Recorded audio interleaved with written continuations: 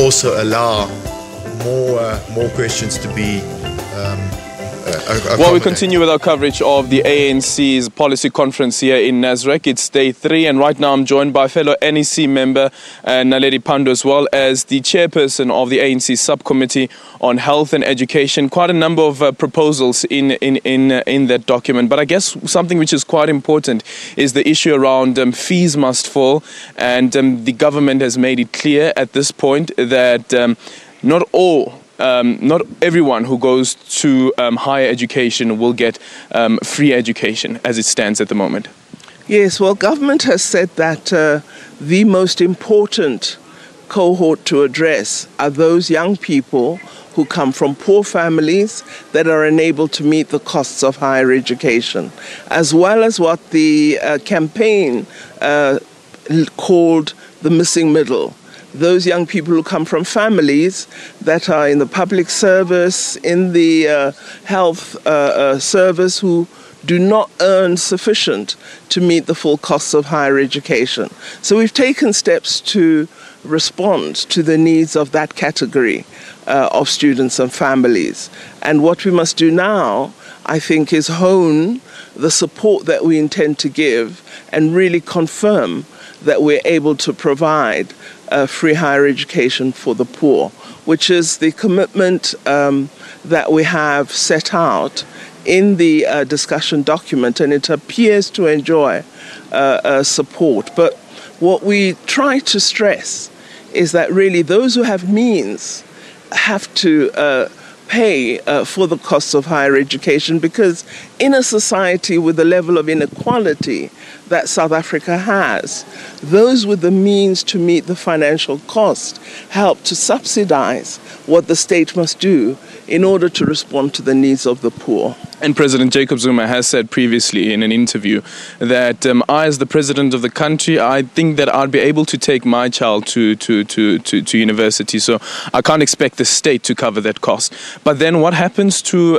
this commission of inquiry, the commission into looking into the feasibility of free education? Is it a fuss then, considering that government has already taken a decision that there will not be wholesale free education? Well, I mean, we must consider what the Commission would say, but we have to make a commitment. The urgency is the poor and the constraints that they face, and we must respond to that. I believe government has responded, and in fact, all families have been beneficiaries because there hasn't been the increment, and much of that cost has been met by the state. So we have taken action, but the Commission report, which we hope should be completed very soon, is really going to be the one that helps us to look at what the most appropriate models are. And what we have also been looking at through the Ikusasa initiative, along with business, is to see whether there are models which actually can allow us to do even more than we're able to do at the moment. So all of these would be considered as part of the future package that government must put together. What do you then make of the arguments made by some that the way they interpret the Freedom Charter and the way they interpret the resolution in Polokwane as saying that everyone shall receive free higher education? Do you think that's a wrong interpretation? Well, if you read the full wording of the Freedom Charter, it's very clear that we will provide scholarships which will be awarded on the basis of merit to young people who would be deserving of such award. I believe we've gone well beyond the scope of the Freedom Charter, actually. And in terms of Polokwane, the stress was on the poor.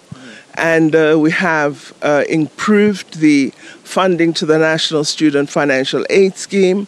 We've been looking at what further additional measures should be taken. So I think the African National Congress government has shown its commitment to supporting young people. And of course, more will be done because we're being called on to look at doing more. And out of this conference and from the various strategies that are underway, the Commission report, the pilot of the Ikusasa, all of this will be drawn together to arrive at a definitive scheme which will respond to the obligations the African National Congress has taken on.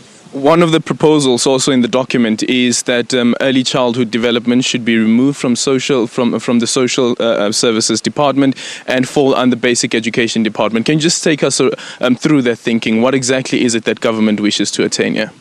Well, a number of our members are expressing concern that there is a link between what is done in early childhood development and the cognitive development of children, and then their successful entry into the foundation and then later phases of schooling. That what happens at the early stages, the preparation in terms of mobility, in terms of understanding of a range of cognitive aspects, begins at that early age. And so we would want to see a greater integration of the development of those capabilities, as well as looking to the care of children, which would be nutrition, health, and other areas. So we really feel the cognitive element, the educational aspect, is perhaps not receiving sufficient attention given the current location of early childhood development, and we feel there should be a stronger role by the early education development teams within basic education. Minister Naledi Pandor, thank you so much for your time. A very early morning here in NASREC. I guess the delegates as well have had these early mornings and trying to discuss the various documents. Let's go back to you guys in studio.